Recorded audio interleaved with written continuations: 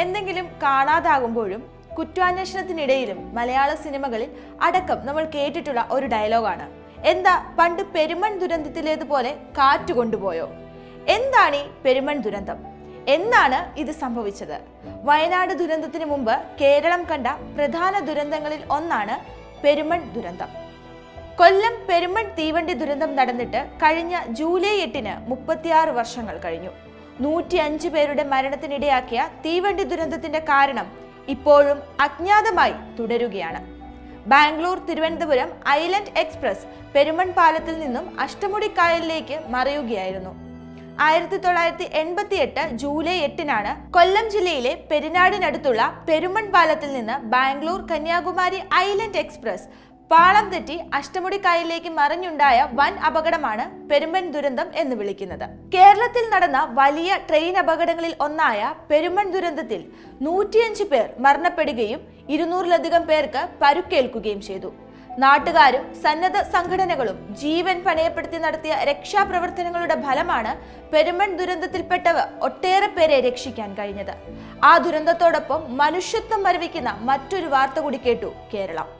ശവത്തിൽ നിന്ന് മനുഷ്യൻ ധനം കവർന്ന് അറപ്പുമാറിയ രാത്രിയായിരുന്നു അതെന്ന്. രാത്രിയുടെ മറവിൽ ഓരോ മൃതദേഹത്തിൽ നിന്നും പണവും ആഭരണങ്ങളും മോഷ്ടിക്കപ്പെട്ടു.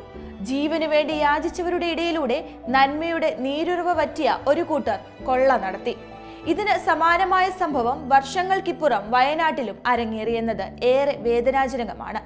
ഉരുൾപൊട്ടൽ ഭീഷണിയിൽ അപകട സാധ്യതയുള്ള ഇടങ്ങളിൽ നിന്ന് മാറി താമസിച്ചവരുടെ വീട് കൊള്ളയടിക്കുന്ന സംഭവങ്ങൾ വയനാട്ടിൽ നിന്നും പല മാധ്യമങ്ങളും റിപ്പോർട്ട് ചെയ്തിരുന്നു.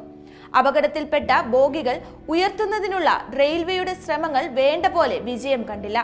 അപകടം കാണാൻ കൊല്ലത്തേക്കെത്തിയ ജനങ്ങൾ അന്ന് രക്ഷാപ്രവർത്തനങ്ങൾക്ക് തടസ്സമുണ്ടാക്കി.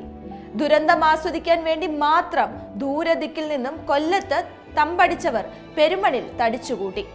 പിന്നീട് ശവത്തിന്റെ ദുർഗന്ധം പരന്നു തുടങ്ങിയപ്പോൾ പതുക്കെ കാഴ്ചക്കാർ പിൻവാങ്ങി തുടങ്ങി.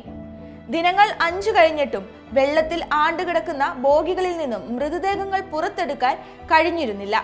ദുരന്തത്തിൽ മരിച്ച 17 പേർക്ക് യഥാർത്ഥ അവകാശികളില്ല എന്ന കാരണം പറഞ്ഞ് റെയിൽവേ അധികാരികൾ നഷ്ടപരിഹാരം നൽകിയിട്ടില്ല.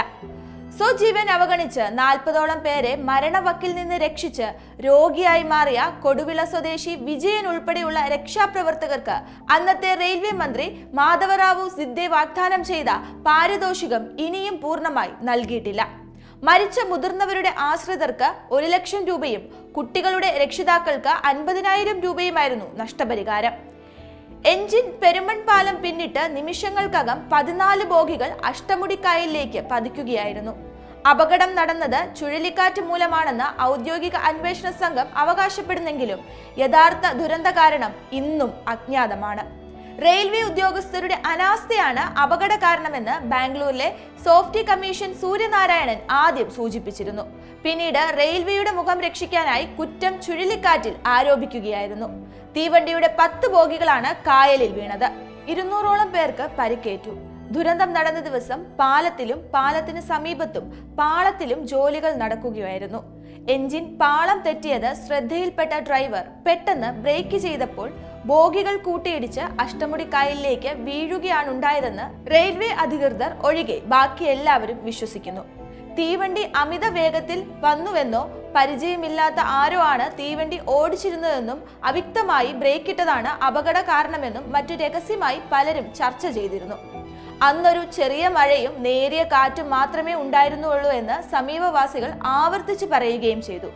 പിന്നെയും അന്വേഷണം നടന്നു. മുൻ വ്യോമസേന ഉദ്യോഗസ്ഥനായ CS നായിക് നടത്തിയ അന്വേഷണത്തിലും ടൊർണാഡോ കാര്യം അടിവരയിട്ടതോടെ പിന്നെ അന്വേഷണമൊന്നും നടന്നില്ല. ദുരന്തത്തെ പറ്റിയുള്ള അന്വേഷണ റിപ്പോർട്ട് പാർലമെന്റിൽ പോലും വെക്കേണ്ട എന്ന കീഴ്വഴക്കം ഇത് തങ്ങളിൽ തന്നെ ഒതുക്കി നിർത്താൻ റെയിൽവേക്ക് സഹായകമായി. ദുരന്ത ദിനത്തിൽ കോരിച്ചൊഴിയുന്ന മഴയിൽ പതിവിലും നേരത്തെയാണ് ഐലൻഡ് എക്സ്പ്രസ് എത്തിയിരുന്നത്. സംഭവ ദിവസം രാവിലെ തന്നെ പെരുമൺ പാലത്തിന് സമീപം വളവുകളിൽ ട്രെയിൻ അതിവേഗത്തിൽ സഞ്ചരിക്കുമ്പോൾ പാളം തെറ്റാതിരിക്കാനുള്ള പണികൾ നടന്നിരുന്നു. ജാക്കി വെച്ച് പാളം ഉയർത്തിയ ശേഷം മെറ്റൽ ഇടുന്ന പണിയായിരുന്നു നടന്നിരുന്നത്. ഈ സമയം ട്രെയിനുകൾ വന്നാൽ ജീവനക്കാർ മുട്ടിന് താഴെ കൊടി കാണിക്കുകയും അതനുസരിച്ച് എഞ്ചിൻ ഡ്രൈവർ ട്രെയിനിന്റെ വേഗത 10 കിലോമീറ്ററിൽ താഴെയായി കുറയ്ക്കുകയും ചെയ്യണമെന്നതാണ് നിയമം. എന്നാൽ അപകട സമയം ജോലിയിൽ ഏർപ്പെട്ടിരുന്ന തൊഴിലാളികൾ അടുത്ത കടയിൽ പോയിരുന്നു എന്നതാണ് അറിയുന്നത്. Island express 80 കിലോമീറ്ററിലധികം വേഗതയിലായിരുന്നു. ട്രെയിനിലെ ഓട്ടോമാറ്റിക് സ്പീഡ് മീറ്ററിൽ ഇത് രേഖപ്പെടുത്തുകയും ചെയ്തിരുന്നു. അങ്ങനെ ട്രെയിനിൽ പാളം തെറ്റി ഉരഞ്ഞതിന്റെ അടയാളങ്ങൾ അന്നത്തെ തടി സ്ലീപ്പറിൽ ഉണ്ടായിരുന്നു. മാപ്പിള ഹലാസികൾ ഉള്ളതുകൊണ്ടാണ് കായലിൽ വീണ ബോഗികൾ എടുക്കാൻ കഴിഞ്ഞത്. അപകടത്തിന് ശേഷം റെയിൽവേ പെരുമൺ ഒരു പുതിയ പാലം നിർമ്മിച്ചു. ദുരന്തം നടന്ന് 5 വർഷത്തിനു ശേഷമാണ് പാത ഇരട്ടിപ്പിക്കലിന്റെ ഭാഗമായി അവിടെ പുതിയ പാലം വന്നത്. എറണാകുളത്തെ സ്വകാര്യ കമ്പനിക്കായിരുന്നു നിർമ്മാണ ചുമതല. പിന്നീട് അവിടെ ഒരു സ്മാരകം സ്ഥാപിച്ചു. ദുരന്തം നടന്ന സ്ഥലത്ത് റെയിൽവേ സ്ഥാപിച്ച സ്മൃതി മണ്ഡപം വർഷങ്ങളായി കാട് പിടിച്ചു കിടക്കുന്ന സാഹചര്യത്തിൽ റെയിൽവേയുടെ കൈവശമുള്ള ഈ ഭൂമി തങ്ങൾക്ക് കൈമാറണമെന്ന് പല സംഘടനകളും പലതവണ ആവശ്യപ്പെട്ടിരുന്നു. എന്നാൽ അധികൃതർ ഇതെല്ലാം അവഗണിച്ചു. മാത്രമല്ല, വികസനം എന്ന പേരിൽ അധികൃതർ സ്മൃതി മണ്ഡപം പലതവണ മാറ്റി സ്ഥാപിക്കുകയും ചെയ്തു. റെയിൽവേ അധികൃതർ പെരുമൺ ദുരന്തത്തെ മറന്നു കഴിഞ്ഞു. ദുരന്തത്തിന്റെ വാർഷിക ദിനാചരണങ്ങളിൽ റെയിൽവേയുമായി ബന്ധപ്പെട്ട ആരും ഇന്ന് പങ്കെടുക്കാറില്ല. ദുരന്തത്തെക്കുറിച്ച് ജുഡീഷ്യൽ അന്വേഷണം വേണമെന്ന ആവശ്യവും ഇതുവരെയും ഫലം കണ്ടിട്ടില്ല. മരണപ്പെട്ടവരുടെ ബന്ധുക്കളിൽ പലർക്കും അർഹമായ നഷ്ടപരിഹാര തുക ലഭിച്ചിട്ടില്ല എന്ന പരാതിയും ഇന്നും നിലനിൽക്കുന്നു.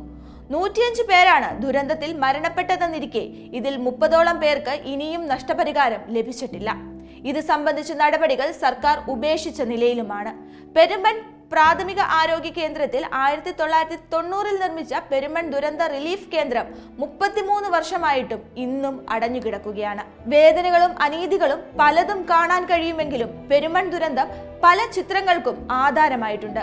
1990 ഇറങ്ങിയ അയ്യർ ദി ഗ്രേറ്റ് മുതൽ 2023 ഇറങ്ങിയ മകേഷും മാരുതിയും വരെയുള്ള ചിത്രങ്ങളിൽ പെരുമൺ ദുരന്തത്തെക്കുറിച്ച് പരാമർശിക്കുന്നുണ്ട്.